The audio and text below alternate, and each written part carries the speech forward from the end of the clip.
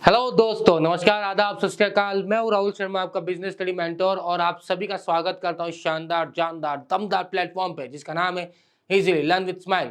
तो भैया one shot की बारी चल रही है। वन शॉट में चैप्टर 12 की आज बात करेंगे। सबसे इंपॉर्टेंट चैप्टर, जहां बोला जाता है जागो ग्राहक जागो।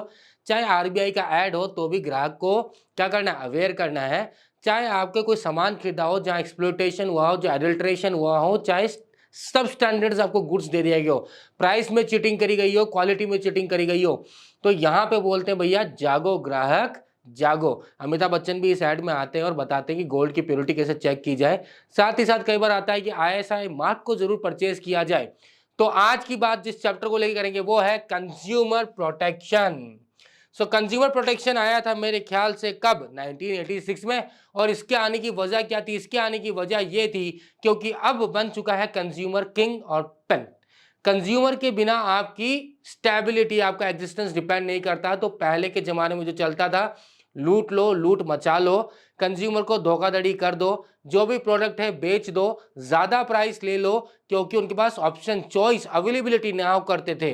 ना ही कंज्यूमर अवेयर हुआ करते थे, ना ही एनजीओ हुआ करते थे, ना ही कंज्यूमर ज्यादा पढ़े लिखा हुआ करते थे। पर अब नहीं ऐसी बात। अगर आपको टिकना है, सोशल सर्विस का इस्तेमाल कर रहे हो, सोशल रिसोर्सेज का इस्तेमाल कर रहे हो, मॉरल एथिक्स की यहाँ पे बात हो रही है, तो बिजनेस वालों अब खबर नहीं आपकी। अगर कुछ किया गलत तो पकड़ में आ जाओगे, और हमारे जो 3 रिड्रेसल सिस्टम्स हैं, 3 टायर, वो पकड़ के आपको धो देंगे।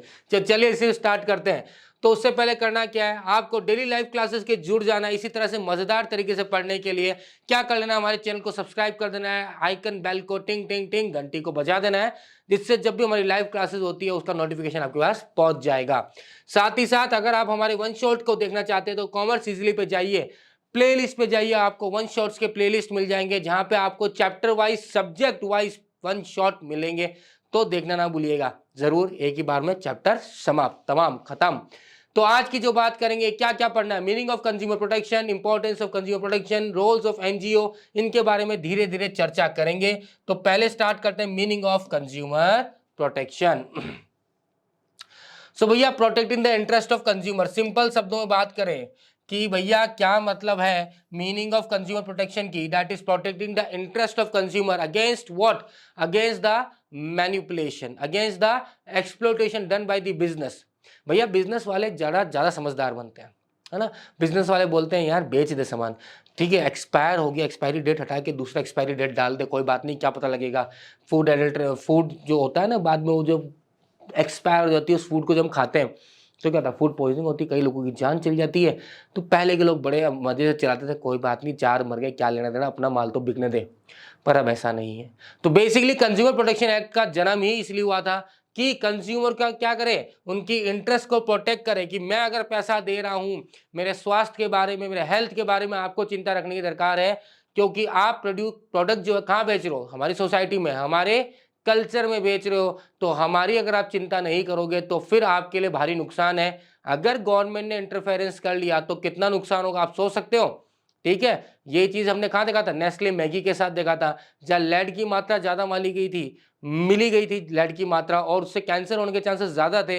तो क्या हुआ था, फिर नेस्ले मैगी को बाहर निकलना पड़ा था। इसी तरह से KFC के साथ भी हुआ था ये केस, आप जरूर चेक कीजिएगा, पता लग जाएगा आपको, ठीक है।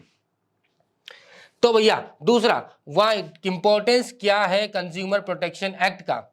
इंपॉर्टेंस ऑफ कंज्यूमर प्रोटेक्शन की अगर बात करते हैं तो दो इंपॉर्टेंस, सिर्फ एक ही पॉइंट ऑफ व्यू से नहीं है, इंपॉर्टेंस 2 पॉइंट ऑफ व्यू से। और दूसरा पॉइंट ऑफ व्यू, तो पहला कौन सा है, पहला कंज्यूमर पॉइंट ऑफ व्यू, और दूसरा है बिजनेस पॉइंट ऑफ व्यू।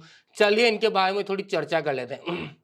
अगर मैं बात करता हूं कंज्यूमर पॉइंट ऑफ व्यू और फिर बात करेंगे business point of view. Consumer के लिए क्यों बात करनी है भैया, कंज्यूमर थोड़े से अवेयर नहीं है, कंज्यूमर क्या बोलते हैं, इकट्ठे नहीं है, ठीक है, ये चर्चा है। और साथ ही साथ कहीं ना कहीं एक्सप्लॉयटेशन ऑफ कंज्यूमर हो रहा है, इन सबको चर्चा करते हैं एक एक पकड़ के।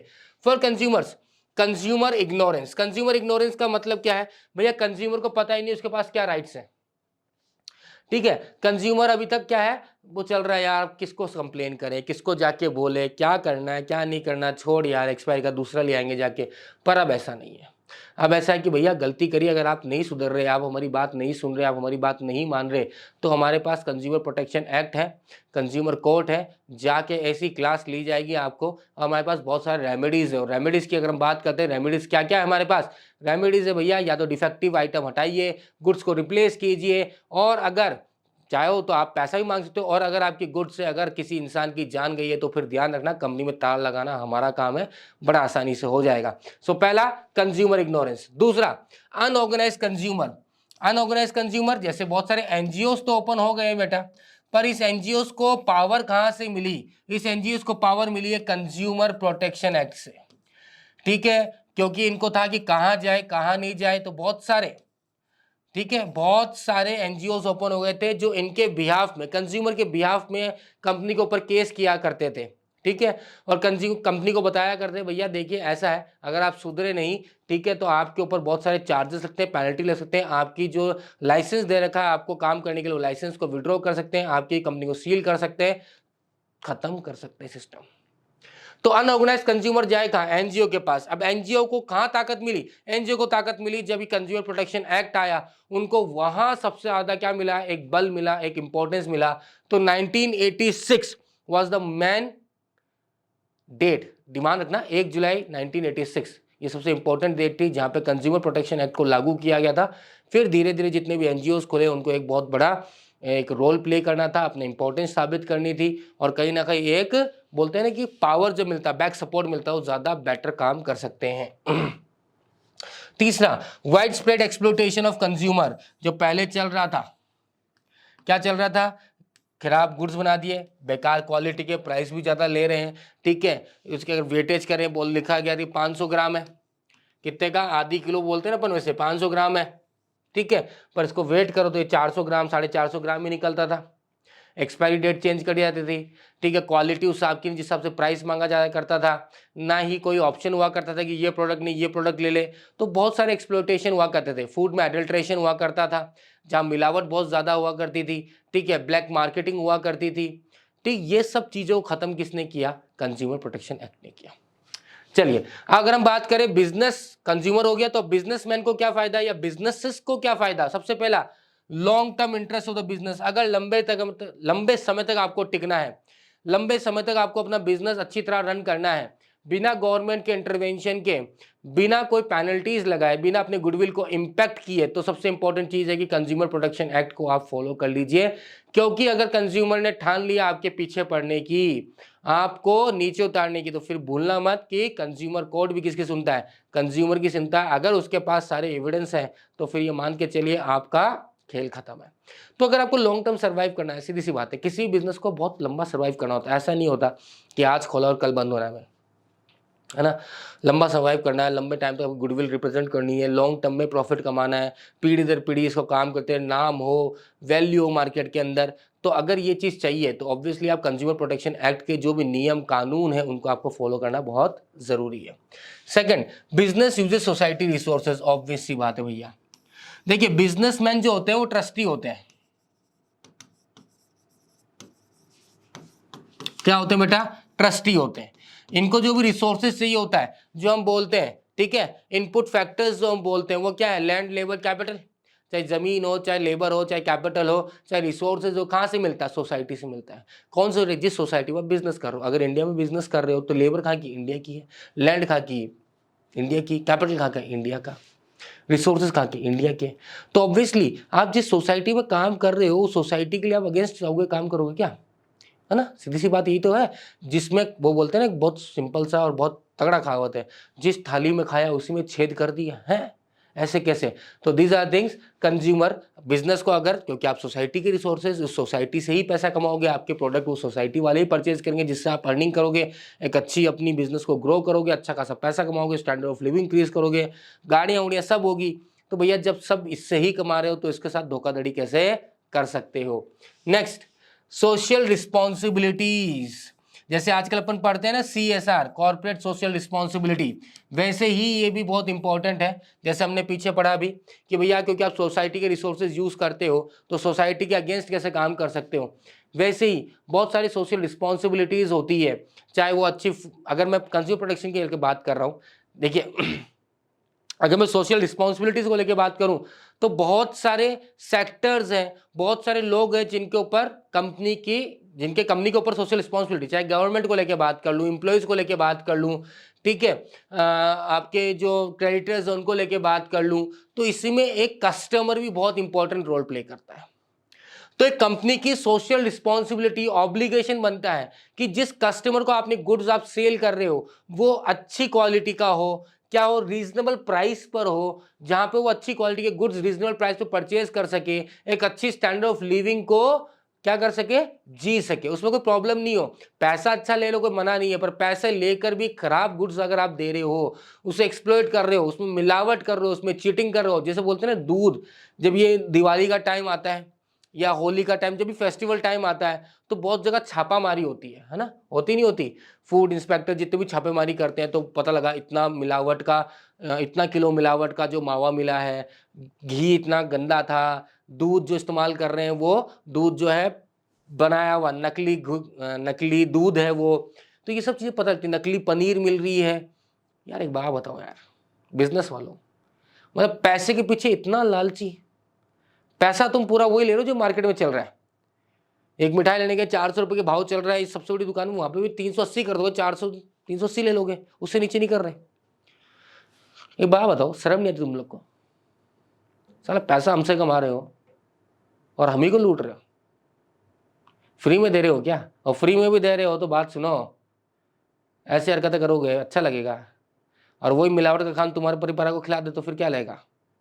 सबको खिला दे फिर हम काम करते हैं, तुम खाओ पूरे सुबह शाम उस मिलावट के चीज़ों को, फूड पॉइजन होगा, हॉस्पिटल पड़े रहोगे, कोई सलट गया तो पता लग गया तुमको। पैसे के पीछे इतना लालची नहीं होना भाई, समझ ले, ठीक है। नेक्स्ट, मॉरल जस्टिफिकेशन, ऑब्वियसली बोलते हैं ना हम, मॉरल जस्टिफिकेशन बोल लो इसको या एथिक्स बोल लो। तो पहले जो एथिक्स हुआ करते थे वो तो सिर्फ प्रोफेशन के लिए हुआ करते थे, कि डॉक्टर्स को बोलते थे हम कि आप प्रोफेशनल हो, आपको अपने एथिक्स फॉलो करने चाहिए, है ना। तो बिजनेसमैन को भी अपने एथिक्स फॉलो करने चाहिए। मोरल जस्टिफिकेशन, भाई एक इंसान के मन में आता है ना कि यार मोरली जस्टिफाई कर तो सही उस चीज को, सारी चीज तो कमा रहा है इस दुनिया से, यहाँ के लोगों से, और यहीं के लोगों को धोखा दे रहा है, तेरी इंसानियत क्या खत्म हो गई है? वो है मोरल जस्टिफिकेशन। क्लियर? आगे बढ़ समझ में। नेक्स्ट, अगर इसमें और फर्दर बात करें तो यहाँ पे अपन इसको फर्दर डिस्ट्रीब्यूट या फर्दर समझ सकते हैं गवर्नमेंट इंटरवेंशन से भी, ठीक है। नेक्स्ट अगर आप चाहो तो इसको गवर्नमेंट इंटरवेंशन, और गवर्नमेंट इंटरवेंशन का सबसे बड़ा एग्जांपल सबने देखा है, मैगी को लेके, नेस्ले मैगी, जैसे मैंने एग्जांपल दिया, लेड मिल गया था, कैंसर के चांसेस ज्यादा होते हैं उस चीज से, तो उसको क्या हुआ, बाहर निकलना पड़ा। गवर्नमेंट बोला भैया नहीं, हमारे देश में रह के हमारे बच्चों के साथ गद्दारी, उनके हेल्थ के साथ गद्दारी नहीं, पेनल्टीज लगी, गुडविल खत्म हो जाएगी, मार्केट में रेपुटेशन खत्म हो जाएगा, कोई तुम्हारा प्रोडक्ट परचेज नहीं करेगा। समझ में आ गई बात, ठीक है। और अगर इसमें और चाहे तो ऑब्वियसली बात है, एक और पॉइंट जोड़ सकते हो, consumer is for the purpose of business. अगर आपको बिजनेस रन करना है तो उसके लिए क्या चाहिए, कंज्यूमर चाहिए। और कंज्यूमर जो है भैया कोई एक दिन का थोड़ी, एक दिन आपने बेचा सामान बाद में नहीं आया मेरे को फर्क नहीं पड़ता, नहीं भैया, बिजनेस के लिए कंज्यूमर क्या होना चाहिए, लॉयल होना चाहिए। एक आपने कंज्यूमर जो है एरिया को आपने कवर किया, एक मार्केट शेयर कवर किया, आप थोड़ी चाहोगे मार्केट शेयर रिड्यूस हो जाए, आप चाहोगे वो जो हमने कवर किए वो तो हमारे पास रिटेन रह ही रहे, साथ ही साथ और कंज्यूमर्स को हमारे प्रोडक्ट हमारे बिजनेस के साथ जोड़ें। तो जैसे कंज्यूमर जो है बिजनेस के एग्जिस्टेंस के लिए, सर्वाइवल के लिए बहुत इंपॉर्टेंट है। तो इन सब चीज़ों को ध्यान में रखते हुए बिजनेस को भी क्या है, कंज्यूमर प्रोटेक्शन एक्ट की बहुत ज़रूरत है, इंपॉर्टेंस है, समझना पड़ेगा। क्योंकि पहले जो चलता था ना यार, किसको जाके बोलेगा, कौन तेरी कंप्लेन सुनेगा, ठीक है, पैसा है हमारे पास खरीद लेंगे, अब नहीं है। अब ऐसा है कि पैसा वैसा गया बाहर में, पैसा रखो अपनी जेब में, अब हम चले गए कोर्ट तो तुम्हारा जितना पैसा है वो भी ले लेंगे और कंपनी और बंद करवा देंगे। सुन बे, समझे बुर्बक? चलिए जी, नेक्स्ट अगली बात करते हैं। तो हम बात करेंगे यहाँ पे एनजीओ को लेकर। एनजीओ से पहले हम क्या बात करना चाहेंगे, कुछ और बात करते हैं। कंज्यूमर कौन है, कंज्यूमर के राइट्स क्या है, कंज्यूमर रिस्पॉन्सिबिलिटीज है, और कंप्लेन कौन फाइल कर सकता है। तो चलिए बात कर लेते हैं कंज्यूमर के राइट्स को लेकर।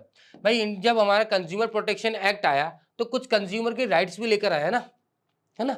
तो कंज्यूमर के राइट्स क्या क्या, 6 राइट्स है कंज्यूमर के। चलिए एक एक राइट्स को हम पढ़ लेते हैं, समझ लेते हैं क्या क्या नाम से चाहता है। पहला राइट बोलता है भैया right to safety. Right to safety का मतलब क्या है? राइट टू सेफ्टी का मतलब बड़ा सिंपल सा है। कोई भी प्रोडक्ट मैंने अगर परचेज किया, उस प्रोडक्ट को परचेज करने के बाद या कंज्यूम करने के बाद उसको यूज करने के दौरान अगर मुझे नुकसान हो गया तो फिर क्या? ऐसा कोई प्रोडक्ट मैंने कंज्यूम किया जिससे मेरे फूड पॉइजन हो गया, ठीक है, ऐसा कोई प्रोडक्ट यूज किया जिससे इलेक्ट्रिक शॉक लग गया, ठीक है, तो फिर तो राइट टू सेफ्टी बोलता है कि कंज्यूमर की सबसे पहली राइट ही क्या है, वो उस प्रोडक्ट को चाहे कंज्यूम करे, यूज करे, उस प्रोडक्ट से वो सेफ रहना चाहिए, उससे नुकसान नहीं होना चाहिए, हार्म नहीं होना चाहिए, उसकी लाइफ को हार्म नहीं होना चाहिए, उसकी हेल्थ को हार्म नहीं होना चाहिए। That is right to safety. Next, right to information. इसका मतलब कंज्यूमर को सारी डिटेल पता होनी चाहिए कि इस प्रोडक्ट के अंदर क्या है क्या नहीं है, ठीक है। कई जैसे इंसान को होता है ना कि कई लोग होते हैं कि इसमें एग है यार, एग नहीं खाता मैं, तो उस प्रोडक्ट पे लिखा होना चाहिए एग है इसके अंदर, ठीक है। वो साइन बने हुए होते हैं, वेजिटेरियन नॉन वेजिटेरियन के साइंस बने हुए होते हैं, वो होना चाहिए। किसी इंसान को होता है यार कि मैं शुगर नहीं खा सकता, तो ऑब्वियसली उसके अंदर होती है डायबिटिक के लिए दूर होना चाहिए, डायबिटिक इसको यूज़ नहीं करे, शुगर की मात्रा थोड़ी ज़्यादा है इसके अंदर। तो क्योंकि ऑब्वियसली किसी को किसी पर्सन से एलर्जी हो सकती है, पीनट से एलर्जी उस प्रोडक्ट के अंदर, मान लीजिए पीनट का यूज़ हुआ, वो खाए, उसमें लिखा हुआ नहीं था ये बात, वो खाए उसको एलर्जी हो जाए, नुकसान हो जाए, उसका शरीर खराब हो जाए, तो भी गलत है। मतलब चाहे हर चीज़ की डिटेल, चाहे प्राइस को लेकर डिटेल है, उसकी मैन्युफैक्चरिंग डेट कब है, उसकी एक्सपायरी डेट क्या है, उसमें क्या क्या कंटेंट इंक्लूड किया गया है, हर चीज़ की इंफॉर्मेशन कंज्यूमर को होनी चाहिए, हर चीज़ की डिटेल कंज्यूमर को पता होनी चाहिए जो उस प्रोडक्ट को कंज्यूम यूज़ कर रहा है, ठीक है। देखते हो कोई प्रोडक्ट्स के ऊपर लिखा होता है keep away from the children, ठीक है, store in a dry place, ठीक है, स्टोर इन अ रेफ्रिजरेटर, ठीक है, एक्सटर्नल यूज के लिए नहीं है, इंटरनल यूज के लिए नहीं है, कंज्यूम मत करना है इसको। तो दीज आर थिंग्स, ये आपको सब कुछ, एक तो ऑब्वियसली वार्निंग भी लिखनी चाहिए, साथ ही साथ इसके अंदर क्या क्या इंक्लूड है, क्या क्या इंग्रेडिएंट्स है, इंग्रेडिएंट्स की क्वांटिटी कितनी है, हर एक चीज इसके अंदर लिखी होनी चाहिए जो एक कंज्यूमर को पता होना चाहिए। तो each and everything should be known by the consumer regarding the product, that is right to information. Next, right to choose. भाई ऐसा नहीं है कि आपके दुकान में कोई घुस गया तो आप बोलोगे भैया नहीं, मेरे दुकान में अगर तू घुस गया, इस ब्रांड की दुकान में घुस गया तो यहां से खाली हाथ नहीं जा सकते आप, कुछ ना कुछ खरीदना पड़ेगा, ऐसा नहीं है। तो कंज्यूमर प्रोटेक्शन एक्ट बोलता है कि कंज्यूमर को पूरा राइट है। दैट इज आफ्टर 1991 जो कि एमएनसीज वगैरह आ गए थे, ठीक है, उसके बाद कंपटीशन बढ़ गया, कंपटीशन बढ़ा तो ऑब्वियसली कंज्यूमर्स बहुत ज़्यादा अवेयर हो गए, समझदार हो गए, उनको पता है कि बहुत सारे प्रोडक्ट्स, सेम तरह के प्रोडक्ट मार्केट में अवेलेबल है, ठीक है। तो अगर मुझे इस कंपनी का पसंद नहीं आया तो मैं दूसरी कंपनी में जाके चेक कर सकता हूँ, चाहे प्राइस से रिलेटेड हो, मैं प्राइस इस कंपनी का ज़्यादा लग रहा है, मैं दूसरी कंपनी की प्राइस मुझे कम लग रही है तो मैं वो प्रोडक्ट परचेज करूंगा। Totally depend on consumer. ऐसा नहीं हो सकता कि कंज्यूमर आगे तो नहीं, अब आ ही गया, अब ले ले ले ले, अब तो लेना ही पड़ेगा तेरे को, वो नहीं हो सकता। नहीं, तू अंदर कैसे घुसा, अंदर घुसा है तो खरीदना पड़ेगा। जस्ट लाइक बागबान में मूवी देखी थी, बागबान मूवी, उसमें एक सीन था, अमिताभ बच्चन और हेमा मालिनी कार ड्राइव कर रहे थे।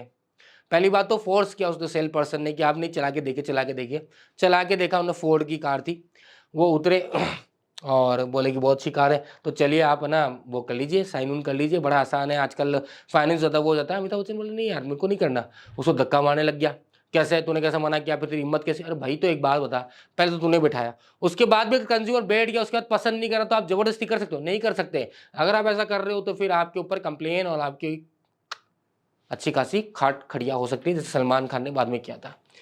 आई am not a fan of Salman Khan, to be frank. Right to be heard, भैया अपनी बात कहने का पूरा मौका मिलना चाहिए कंज्यूमर को, ठीक है। ऐसा नहीं कि सामने वाला, वो वाली बात, बाहुबली मूवी देख लीजिए, उसमें जब बल्लाल देव जो है वो राजा बन जाते हैं, ठीक है, एक सीन आता है जहाँ पे वो सीढ़ियों में मंदिर में जाना होता है तो वो रास्ता बंद कर देता है एंड जो हीरोइन होती है वो उसका अंगूठा हाथ काट देती है, ठीक है, वो सीन था। फिर वो बल्लाल देव जो है महल के अंदर मीटिंग वूटिंग करता है कि भैया ये बताइए क्या क्या है, अपन इसको फंसाएंगे। तो वहाँ पे जो वो जो हीरोइन होती है, अब उनका नाम भूल गया, अगेन वही प्रॉब्लम मेरे साथ, उसकी बात सुनी नहीं जाती, ठीक है। वो राजा जो है वो अपने चमचे को बोलता है हाँ भाई तू बता क्या हुआ, वो बताता है शिवालय में भीड़ बहुत थी, आपका आने का समय था, इसलिए मैंने यहाँ मना किया, इन्होंने मेरे को ज़बरदस्ती धक्का दिया और मेरे हाथ काट दिए वगैरह वगैरह, इस तरह से बोलता है।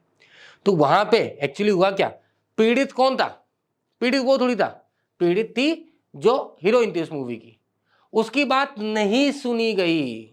किसने सुना, कंज्यूमर कोर्ट ने। कैसे, कौन आ गया, बाहुबली आ गया, बोला कि क्या हो भाई, बताया ऐसा ऐसा, बोला ठीक है काट दे गला। समझ में आ गई बात, क्लियर है। तो राइट टू बी हर्ड, भैया आपको अपनी बात कहने का पूरा हक है, और सामने as a court, as a person उनको सुनना पड़ेगा कि आप क्या कहना चाहते हो, आपको क्या समस्या रही, क्या प्रॉब्लम आई, तो you can express what you have been gone through. Is it clear. Next, right to seek redressal. ठीक है, राइट टू सिक रिड्रेसल। अब भैया देखिए, ग्रीवेंसेस है, परेशानियां है, परेशानियों का आपने सुन तो लिया, अब उसके बाद अगर उसका सोल्यूशन नहीं मिले तो क्या ही मतलब। जैसे बाहुबली में उसने सुना क्या हुआ, ये दूसरे पे हाथ डाल रहा था, मैंने हाथ काट दिया, तो बाहुबली ने कहा ये गलत किया आपने, देवसेना, हाँ अरे याद आ गया यार, क्या बात है, देवसेना आपने गलत किया, हाथ नहीं काटना चाहिए था, गला खटाक। तो राइट टू सीक रिड्रेसल, कि आपको भाई रिड्रेसल के पॉइंट ऑफ व्यू में क्या मिलेगा, या तो आप जैसे यहाँ तो गला नहीं काट सकते भाई, जैसे कि मान लीजिए आप बोले कि मेरे को गुड्स रिप्लेस करके दीजिए, या मुझे मेरे पैसे दीजिए, ठीक है, या फिर जिसमें जो डिफेक्टिव पार्ट है उसको रिप्लेस करके दीजिए। मान लीजिए किसी की जान हानि, नुकसान हो गया, कोई मर गया, तो उसका कंपनसेशन आप ले सकते हो, कंपनी बैन करवा सकते हो। तो जैसे आप रिड्रेसल चाहो वैसे आपको रिड्रेसल यहाँ पे मिल सकती है। नेक्स्ट, सिक्स जो है that is right to consumer education. ठीक है, ऑब्वियसली अब देखिए राइट टू, जैसे वो आज की तारीख में चल रहा है ना, जागो ग्राहक जागो, वो क्या है, राइट टू कंज्यूमर एजुकेशन ही तो है, बताना कि भाई आपके पास क्या क्या राइट्स हैं, कोई आपके साथ धोखाधड़ी करता है तो आप क्या कर सकते हो। ठीक है, तो देखिए लिटरेट पर्सन को, भैया जैसे आप पढ़ रहे हो, आप लिटरेट हो, मैं पढ़ा रहा हूँ आप समझ जाओगे इसलिए, पर अब इलिटरेट पर्सन को भी बताना जरूरी है कि भैया तुम्हारे पास क्या क्या राइट्स हैं। तो दैट इज सिक्स राइट जो बोलता है कंज्यूमर प्रोटेक्शन एक्ट में, वो बोलता है कि right for a consumer education. Clear है, आगे बात समझ में, कोई भी चीज जो ऊपर से गई हो नहीं, ठीक है, चलिए जी। तो अब बात करते हैं अगले पॉइंट को लेकर, और अगला पॉइंट क्या है, कंज्यूमर की क्या क्या रिस्पॉन्सिबिलिटी है, या पहले बात कर लेते हैं भैया कंज्यूमर कौन है। आज सर अलग अलग टॉपिक कैसे पढ़ा दो, मेरी इच्छा, मेरा भी चल सकता है, हु इज अ कंज्यूमर। चलिए जी, कंज्यूमर कौन है, सबसे इंपॉर्टेंट बात ध्यान रखना, कंज्यूमर वो है या तो जो कंज्यूम करेगा, मतलब सिंपल सी बात समझ लो, कंज्यूमर वो नहीं है जो खरीद के दूसरे को बेचेगा। ठीक है, जो अब one who buys the goods and service for some value, दूसरा users of goods service approved by the buyer, and तीसरा who use good for self consumption. ये तीन पॉइंट को याद रखना आपको। और बेसिकली सबसे इंपॉर्टेंट पॉइंट कौन सा है, यही है, जो अपने सेल्फ कंजप्शन के लिए गुड्स को परचेज कर रहा है। मैंने अगर ब्रेड परचेज करी, शुगर परचेज करा, टी परचेज करी, तो वो मैं खुद के लिए, खुद कंज्यूम करने के लिए, टी खा नहीं रहा बस, चाय पत्ती ली है, चाय बनाऊंगा, ठीक है, शुगर खा सकता हूँ, क्या लोड है, इच्छा खा लिया, चीनी खाने की इच्छा है, कहते हैं कई लोग।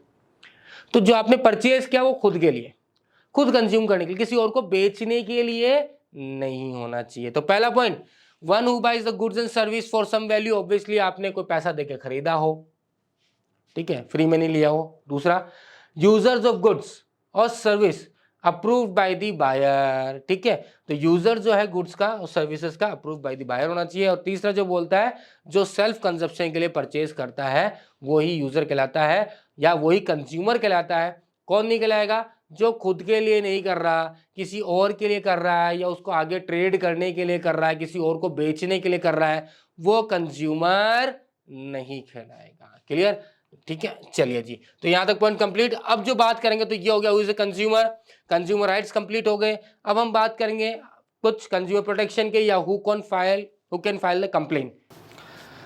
चलिए जी, अब बात कर लेते हैं हमारे कंज्यूमर रिस्पॉन्सिबिलिटीज को लेकर। तो कंज्यूमर की क्या क्या रिस्पॉन्सिबिलिटीज बारे में थोड़ी चर्चा कर लें। देखिए बहुत सारी रिस्पॉन्सिबिलिटीज होती है कंज्यूमर की। कंज्यूमर को अपने राइट्स को, पहली बात तो उनको राइट्स के बारे में पता है, तो उनको अपने राइट्स को यूज़ करना चाहिए, ब्लाइंडली किसी पे विश्वास नहीं करना चाहिए, एडवर्टाइजमेंट देखा उसके पीछे पागल नहीं हो जाना चाहिए, ठीक है। तो ये सब चीज़ें बहुत ज़रूरी है। तो चलिए एक एक करके पढ़ते हैं कंज्यूमर की रिस्पॉन्सिबिलिटीज़ क्या है। तो कंज्यूमर की 5 रिस्पॉन्सिबिलिटीज को मेनली जो हम बात करते हैं, consumer must exercise the rights, ठीक है भाई, कंज्यूमर के पास राइट्स क्या क्या है, consumer right to safety, right to be inform, right to be heard, right to seek redressal, right for education, ठीक, कंज्यूमर एजुकेशन। तो जो आपको अपने राइट्स बारे में पता है कि मेरे पास क्या क्या राइट्स हैं। तो जब आपके साथ ऐसी कोई भी घटना होती है तो आप उसको अवॉइड मत कीजिए, नहीं यार कौन करेगा माथाफोड़ी। जब आपको अपने राइट्स पता, उन राइट्स का यूज कीजिए। भाई राइट्स तो बना दिए, कंज्यूमर प्रोटेक्शन एक्ट की रिक्वायरमेंट थी, वो फुलफिल हो गई, पर इसको एक्टिवेट कौन करेगा, इसको यूज कौन करेगा, कंज्यूमर करेगा। तो that's why consumer must exercise his right. Second, question consumer, इसको भी मतलब कंज्यूमर को भी थोड़ा सा समझदार होने की जरूरत है। किसी भी चीज को ब्लाइंडली बिलीव नहीं करना चाहिए। आप उसके इंग्रेडिएंट्स को चेक कीजिए, डिटेल्स चेक कीजिए, जैसे बोलते हैं राइट टू बी इन्फॉर्म्ड। तो आपको सारी इंफॉर्मेशन पता होनी चाहिए। जो ब्लाइंडली किसी ने कह दिया सर बहुत बढ़िया ले जाओ ले जाओ, अरे देखो सरी क्या है क्या नहीं है, जरूरत है या नहीं है, इससे आपको नुकसान तो नहीं हो सकता, ठीक है। तो आपको भी कहीं ना कहीं एज ए कंज्यूमर, जैसे सिंगल मैं भी कंज्यूमर हूं, आप भी कंज्यूमर हो, तो आपको कहीं ना कहीं ब्लाइंडली, जो अंधभक्त होते हैं ना वैसे नहीं होने चाहिए। अब अंधभक्त कई लोग इसको अलग वे में कनेक्ट कर लेंगे, तो प्लीज सिर्फ समझाने के लिए बोल रहा हूं, इसको गलत वे में मत लीजिएगा, ठीक है। तो अंधे नहीं होने, लॉजिकली समझो क्यों जरूरी है वो चीज, उसके इंग्रेडिएंट्स क्या है, उसमें जो फूड है वो एक्सपायर्ड तो नहीं है, उसमें कोई मिलावट तो नहीं है। तो कंज्यूमर को कहीं ना कहीं अपना एक कदम आगे रखना पड़ेगा। तो बोलते हैं ना भाई, खुद थोड़े से समझदार बनोगे तो फिर आप दूसरों को भी समझा पाओगे और खुद को बचा भी पाओगे। Filing complaints for redressal of grievances, अगर मान लीजिए आप कोई मुसीबत में, मुसीबत इन सेंस आपके साथ कुछ गलत होता है, आपके कोई गलत प्रोडक्ट परचेज आपको दे दिया जाता है, या उसके जैसे आजकल चलता है ना, अमेजोन में कुछ मंगाया आ गया कुछ, तो फिर बाद में आजकल तो फटाफट से मीम वगैरह बनाते हैं, आते वीडियो रिकॉर्ड कर देते हैं, सोशल मीडिया पर डाल देते हैं, नहीं सुना तो बाद में कंज्यूमर कोर्ट में पहुंच जाते हैं। तो अगर आपके साथ कोई फूड एडल्ट्रेशन हुआ है, ठीक है, उसमें एक्सप्लोटेशन हुआ आपके साथ, आपकी बात नहीं सुनी गई, आपको गलत प्रोडक्ट पकड़ा दिया गया है, ठीक है, तो फिर उस केस में आपको कंप्लेन करनी चाहिए, ना कि ये कि यार कौन माथापूरी डालेगा, छोड़ यार किसी और दुकान से ले लेंगे, अगली बार से नहीं लेंगे। इससे क्या होगा, उसके तो हौसले बुलंद है, फिर तो वो बोलेगा ठीक है कुछ करा क्या, देख मैंने गलत सामान बेच दिया, पता भी लगा पर कुछ कर पाया क्या, नहीं कर पाया, तो आगे भी वो वैसे ही करेगा बिजनेसमैन। तो उस बिजनेसमैन को सही टाइम पे सबक देना भी जरूरी है। तो अगर आपके साथ कुछ गलत होता है तो उसमें पीछे नहीं हटना बिड़ू, आगे जाके बोलना कि चल सुन, चल आजा कोर्ट में मिलते हैं, नहीं तो सुधार चीजों को, ठीक है। पर एक चीज जो आगे पॉइंट में भी आएगा, उसमें कहीं ना कहीं ये बात भी आएगी कैश मेमो को लेकर। कैश मेमो बहुत जरूरी होता है, ठीक है ना, चलिए पढ़ेंगे अभी। नेक्स्ट अगर बात करते हैं, consumer must be a quality conscious होना चाहिए। भाई देखिए, शुरुआत जो है कंज्यूमर को ही करनी पड़ेगी। कितने ढोल नगाड़े पीट लो, कितने ही प्रोटेक्शन बना लो, कितने ही राइट्स बना लो, अगर आप खुद क्वालिटी कॉन्शियस नहीं हो, आप खुद सब स्टैंडर्ड्स गुड्स को परचेस कर रहे हो, तो कहीं ना कहीं बिजनेसमैन को बढ़ावा दे रहे हो। जैसे कोविड आने के बाद कैसे हाइजीनिक हो गए, हम हर चीज को चेक करते हैं, भैया कुछ खराब तो नहीं है यार, आपके यहाँ पे चूहे हुए कूद रहे हैं, देखो ये नहीं, पहले बोल दो अगली बार को, पहले बिड़ते ही ये क्या फालतू की चीज बना रहे हो, इसमें इतना गलत सामान डाल रहे हो आप, क्वालिटी इतनी घटिया आपकी, तो अगले को पहले ही समझाओ। इग्नोर मत करो कि हम क्यों बोले यार, हमें क्या लेना देना, अगली बार हम यहाँ नहीं खाएंगे, अगली बार यहाँ से सामान नहीं लेंगे, अगली बार इस कंपनी का सामान नहीं खरीदेंगे, नहीं, ऐसा नहीं होना चाहिए। तो अगर आप खुद क्वालिटी कॉन्शियस हो जाओगे, खुद अगर अपने कंज्यूमर राइट्स का यूज करोगे, तो ऑब्वियसली उसका रिजल्ट देखने को मिलेगा ही मिलेगा, बिजनेसमैन को समझ में आ जाएगा। अगर उसे सर्वाइव करना है तो फिर क्वालिटी मेंटेन करनी ही पड़ेगी। नेक्स्ट अगर बात करते हैं, इंसिस्ट कैश मेमो, जिसे मैंने आपको बताया अभी कि भैया देखिए धोखाधड़ी हो गई, चीटिंग हो गई आपके साथ, ठीक है, पर उसका मतलब ये नहीं है कि आप डायरेक्ट कैश करो, आपके पास सबूत होना चाहिए ना कि मैंने इस दुकान से परचेज किया है। कई बार हम कच्चा बिल लेकर आ जाते हैं पैसा बचाने के लिए, जीएसटी या फिर टैक्स बचाने के लिए, ठीक है। तो जैसे कि एक मूवी थी नायक, थी ना नायक मूवी, उसमें एक दिन के सीएम बनते हैं अनिल कपूर, तो वो लास्ट में अपील करते हैं कि जो भी आज सामान खरीदे, चाहे सुई खरीदे, चाहे एरोप्लेन खरीदे, कुछ भी खरीदे, आप उससे पक्का बिल लीजिए। वो टैक्स बचाने के लिए करते हैं, आप टैक्स देने से बचने के लिए करते हो। तो उसने टैक्स क्या हुआ, गलत सामान दे दिया आपको, अब आप कंप्लेन कैसे करोगे, आप साबित कैसे करोगे ये बात कि भैया हमने इस दुकान से सामान खरीदा था, कैसे साबित करोगे, नहीं कर पाओगे ना, प्रॉब्लम हो जाएगी।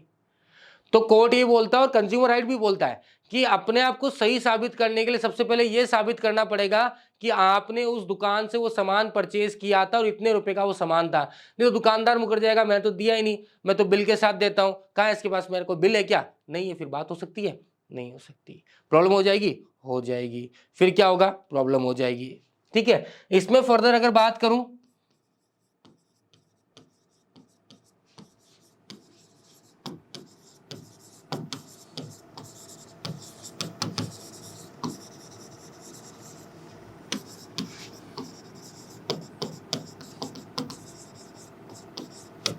एक और पॉइंट जोड़ लेना इसमें, consumer must not be carried away by advertisement.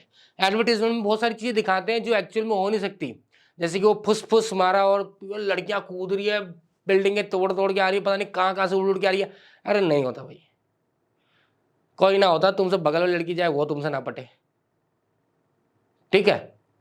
तो भैया ये जो चीजें दिखाई जाती है इसको विश्वास मत करो, इसमें अंधे मत बनो कि जो उन्होंने बोल दिया हम तो वो ही करेंगे। नहीं, ऐसा नहीं करना। अगर ऐसा कर रहे हो तो फिर आप खुद बेवकूफ हो। तो अगर कोई एडवर्टाइजमेंट आपको गलत चीजें दिखा रहा है कि ऐसा करने से ऐसा होता है, आप उसके साथ कैरिड अवे मत होइए, उसे आप इग्नोर कीजिए। और उसके कई बार लोग होता है कि कुछ ऐसे एडवर्टाइजमेंट आते हैं जिससे किसी के रिलीजियस या किसी के इमोशन या वो हर्ट होते हैं, ठीक है, तो उसके ऊपर भी कंप्लेंट होती है और बिजनेस को उसको एक्सेप्ट करना पड़ता है, चेंज करना पड़ता है। बहुत रिसेंट एग्जांपल हुआ था मिंत्रा के साथ।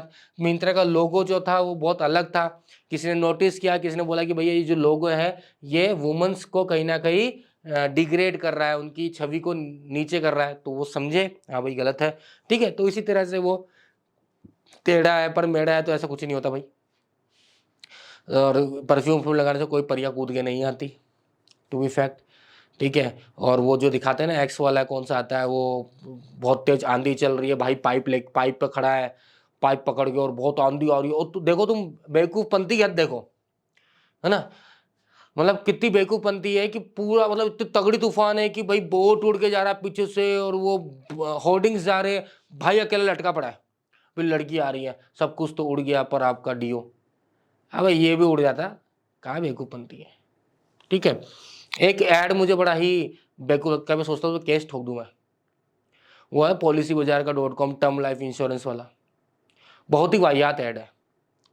आप तो चले गए, बच्चे को पालना है, आपने टर्म लाइफ इंश्योरेंस नहीं कराया। अब एक उसको मरने का शौक था, नहीं कि उसको मरने का शौक है उस आदमी को, भैया मैं मर जाऊंगा, उसको पता था कि मरने वाला हूं। कौन चाहता है आदमी मर जाऊं कल या अभी थोड़ी देर में मर जाऊं?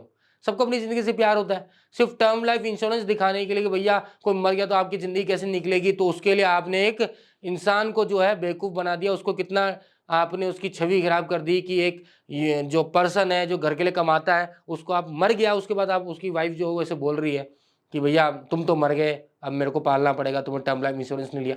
तो वो क्या पहले मजे कर रहा था, पाल रहा तुम लोग को?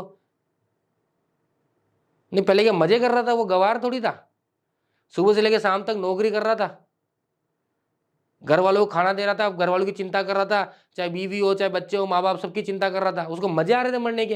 ऐसे बेवकूफ बैठ देखो, मन करता मैं केस ठोक दूं सालों के ऊपर। ठीक है, चलिए ये तो थोड़ा सा फ्लो में निकल गया।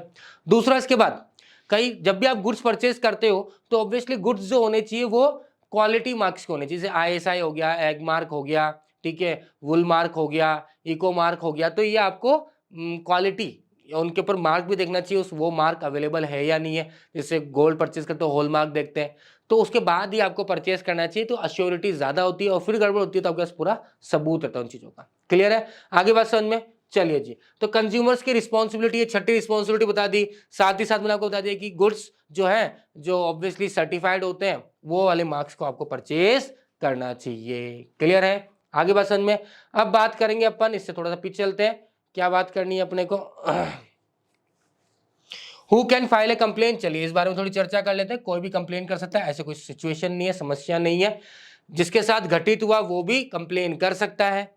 मान लीजिए जिसके साथ घटना घटी वो मर गया, तो उसका जो लीगल हेयर है वो भी कंप्लेन कर सकता है। यहाँ तक स्टेट गवर्नमेंट, सेंट्रल गवर्नमेंट भी कंप्लेन कर सकती है। इसके साथ ही साथ मान लीजिए आप कंप्लेन नहीं करना चाहते, ठीक है, तो आपने अगर किसी NGO को संपर्क किया तो NGO कंप्लेन कर सकता है। क्लियर है, चलिए पढ़ लेते हैं कौन कौन कंप्लेन कर सकता है भैया। पहला, कोई भी कंज्यूमर जिसके साथ हुआ है, ठीक है। दूसरा, एनी रजिस्टर्ड कंज्यूमर एसोसिएशन, जो भी NGO वगैरह जो अब रजिस्टर्ड हो चुके हैं और वो कंज्यूमर प्रोटेक्शन एक्ट के अकॉर्डिंग्स में काम करते हैं।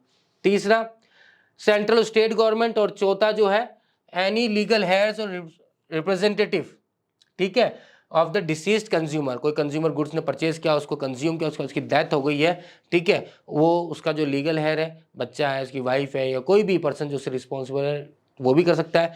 मान लीजिए कोई भी नहीं है इसके, ठीक है, तो कोई कंज्यूमर इसके बिहाफ पे भी कर सकता है।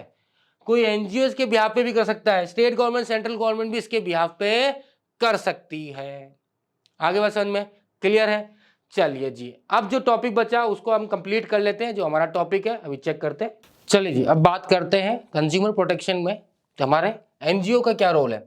वैसे बेसिकली देखा जाए तो अभी एट प्रेजेंट इंडिया के अंदर 500 से ज़्यादा एनजीओज हैं, ठीक है, जो या 500 से ज़्यादा एनजीओज हैं या फिर कंज्यूमर ऑर्गेनाइजेशंस हैं जो कि कंज्यूमर अवेयरनेस का प्रोग्राम रन करते हैं, कंज्यूमर को अवेयर करते हैं, एजुकेट करते हैं, उनको बताते हैं कि भाई अगर आपके साथ कोई एक्सप्लोटेशन हो रहा है या कोई मेल प्रैक्टिसेस कर रही है कंपनी, ठीक है, जैसे कि मान लीजिए फूड एडल्ट्रेशन कर रहा हो, कम वेट देना, ज़्यादा पैसा चार्ज कर रहे हैं, ठीक है, फूड पॉइजन हो रहा है उनसे, या प्रोडक्ट ऐसे बन रहे हैं जिससे शारीरिक या आपके किसी जान हानि हुई है, तो उस केस में आपको क्या क्या काम करना चाहिए। तो एनजीओज इस पॉइंट पे काम कर रहे हैं एट प्रेजेंट इंडिया के। तो वैसे बहुत सारे रोल्स हैं पर 6 बेसिक ज्यादा इंपॉर्टेंट रोल्स हैं जो आप अच्छी तरह याद रख सकते हैं। जैसे कि पहला role bringing out the brochures और जर्नल्स भी काउंट कर सकते हैं कि भैया कि इस तरह से आप केस कर सकते हैं, ठीक है, अवेयरनेस करना कि ये रिसेंटली ये केसेस हुए थे, हमने इस तरह से सॉल्व किया, हमने इस तरह से फाइल करी कंप्लेन, कोर्ट ने इसके बाद ये जजमेंट दिया तो कंज्यूमर की जीत हुई है, कंज्यूमर सही था इस जगह, आपको क्या क्या बातों का ध्यान रखना चाहिए। तो अवेयरनेस के रूप में जो हम ब्रोशर और जर्नल्स इशू कर सकते हैं। अगर आपको कंप्लेन है तो आप इस एनजीओ को आके आप हमसे संपर्क कर सकते हैं, हम आपके बिहाफ में ये केस लड़ेंगे इस तरह से वगैरह, ठीक है। दूसरा स्प्रेडिंग कंज्यूमर अवेयरनेस, जागो ग्राहक जागो जो चल रहा है वो यही एक माध्यम है, यही एक मतलब बोलते हैं ना कि बेसिकली इस सोच के साथ चल रहा है कि भैया लोगों को क्या करना है, अवेयर करना है, लोगों को उनकी राइट्स के बारे में बताना है, राइट्स को कब यूज करना है, किस तरह से यूज करना है, आपको डरना नहीं, आपको पीछे नहीं हटना, इज दैट थिंग्स, ठीक है। Encourage the consumer to boycott the bad quality good, साथ ही साथ ये भी बताना है कि भैया देखिए रिस्पॉन्सिबिलिटीज तो होती है। अब आपको ये तो बता दिया कि आपके पास राइट्स क्या है, पर साथ ही साथ आपको रिस्पॉन्सिबिलिटी बताना बहुत जरूरी है कि भैया अगर आप ही से दोगे या आगे बढ़ के बैड क्वालिटी ऑफ गुड्स को परचेज करोगे तो कंपनी बोलेगी ठीक है यार जब परचेज कर रहे हो तो मुझे क्या, मैं तो बनाऊंगा। तो अगर आपको कोई बैड क्वालिटी ऑफ गुड्स दिखते हैं, ठीक है, तो उनको आपको परचेज नहीं करना चाहिए, अवॉइड करना चाहिए, बॉयकॉट करना चाहिए, जिससे कंपनी को समझ में आ जाएगा भैया अब ये चीजें नहीं चलेगी, ठीक है। नेक्स्ट एजुकेट करना कंज्यूमर को कि आप अपनी मदद खुद कीजिए, ठीक है, आपके पास पूरे राइट्स हैं, आपके पास एजुकेशन है, आप कैसे इस्तेमाल कर सकते हैं, आप अपनी स्टेप लीजिए, पीछे मत हटिए यार, कौन केस करेगा 10 रुपए के लिए, 20 रुपए के लिए।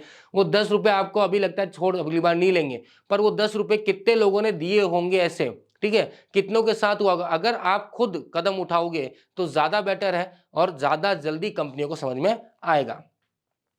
फाइलिंग द शूट्स और complaints on the behalf of consumer, साथ ही साथ ये भी बताता है कि भैया अगर चल लीजिए मान लीजिए कई बार लोग होते हैं यार पैसा कौन देगा, मेरे पास पैसे नहीं केस करने के, कोई बात नहीं, आप आके एनजीओ को कंप्लेन तो कीजिए, एनजीओ आपके बिहाफ में क्या कर सकता है, फाइल शूट कर सकता है और उन कंपनी को सबक दे सकता है। लास्ट हम एक और पढ़ेंगे जो motivates the consumer to check the quality mark such as the ISI Agmark, ठीक है, वूल मार्क या हॉल मार्क। तो ये भी जरूरी हो जाता है कि जब भी आप कोई प्रोडक्ट परचेज कर रहे हो तो उससे जो भी हॉल मार्क होता है या जो भी हमारे क्वालिटी चेक मार्क्स होते हैं उनको जरूर चेक करिए, उसके बाद ही प्रोडक्ट को परचेज कीजिए। अगर आपको उनमें वो क्वालिटी मार्क्स नहीं दिख रहे तो उन प्रोडक्ट को परचेज मत कीजिए, उनसे दूर हो जाइए। Egg mark basically agriculture products के लिए होता है। ISI जो हम बोलते हैं बेसिकली ये हमारे इलेक्ट्रिकल आइटम्स के लिए यूज किया जाता है। तो अगर ये मार्क है तो आपको कहीं ना कहीं सिक्योरिटी मिल जाती है कि हाँ भाई ये गुड्स जो है क्वालिटी चेक्ड है, हार्मफुल नहीं है। Is it clear? आगे बात समझ में। चलिए अब अगला टॉपिक हम बात करते हैं। चलिए जी अब बात कर लेते हैं हमारे रिड्रेसल एजेंसीज को लेकर। अब रिड्रेसल एजेंसीज क्या है भैया, प्रॉब्लम तो हो गई, लूट हो चुका, जो हमने सामान खरीदा वो गलत निकल गया, ठीक है, हमने दुकानदार के बोला कि भैया ये जो सामान आपने दिया गलत दिया, दुकानदार अड़ गया, हम पे ही चढ़ गया, हमको बोला चल निकल यहाँ से, कौन था तू मेरे को बोलने वाला। तो उस केस में हम क्या करेंगे, लूट हो गई, हमारे साथ धोखाधड़ी हो गई, तो क्या करना है भैया, हाँ हम थोड़ी पीछे हटेंगे, हमारी कानून व्यवस्था बड़ी सेट है। तो कंज्यूमर प्रोटेक्शन एक्ट ने बोला कि अगर ऐसा सिचुएशन होता है और आपकी बात नहीं सुनी जाती, जो शॉपकीपर है या जो मैन्युफैक्चरर है, जो दुकानदार है, वो आपको हड़का देता है, आपकी बात नहीं सुनता, गुड्स रिप्लेस नहीं करता, पैसे वापस नहीं देता और आपका नुकसान हो चुका है, तो टेंशन मत लीजिए, आप हमारे पास आ जाइए। तो अब आते हैं हम रिड्रेसल एजेंसीज को लेकर। तो बेसिकली इंडिया में 3 रिड्रेसल एजेंसीज है कंज्यूमर प्रोटेक्शन एक्ट के अंदर, डिस्ट्रिक्ट फोरम, स्टेट कमीशन और national commission. Now the thing is 3 बन तो गए, पर जाना कहाँ है, डिपेंडिंग ऑन द आपके साथ लूट कितने रुपए की हुई, धोखाधड़ी कितने रुपए की हुई है, जब आपने कोई माल वगैरह सर्विस वगैरह परचेज किया है, गुड्स को कंज्यूम किया है। अगर मान लीजिए आपके साथ 1 करोड़ रुपए तक का कोई चोट हुई है, 1 CR तक की, तो आप कहाँ चल जाओगे बेटा, डिस्ट्रिक्ट फॉरम में चल जाओगे। वहीं अगर आपके साथ जो चोट हुई है, धोखाधड़ी हुई है, लूट हुई है, वो हुई है 1 करोड़ से लेके 5 करोड़ तक का, 1 CR to 5 CR, तो आप चल जाओगे स्टेट कमीशन को लेकर। और अगर उससे भी ज्यादा हुई है भाई साहब, बहुत ही बुरा वाला कटा है आपका, तो फिर आप 10 करोड़ से ऊपर जो भी है, 10 CR और मोर जो है, वो सारा का सारा केस जो है नेशनल कमीशन के पास जाएगा। तो बेसिकली यहाँ बात ये बोलना चाहता है कि जिसके साथ जितनी लूट, उस हिसाब से वो डिसाइड करेगा कि भैया मुझे कहाँ जाना है। ठीक है, ये बात भी समझ में आती है। पर कहीं ना कहीं क्या होता है, देखिए कई बार जब जजमेंट आता है तो जजमेंट से आप खुश हो जरूरी नहीं है। कई बार आपको लगता है कि जो मुझे कंपनसेट किया गया है वो गलत कंपनसेट किया, कम किया गया, मुझे से ज़्यादा कंपनसेशन मिलना चाहिए था।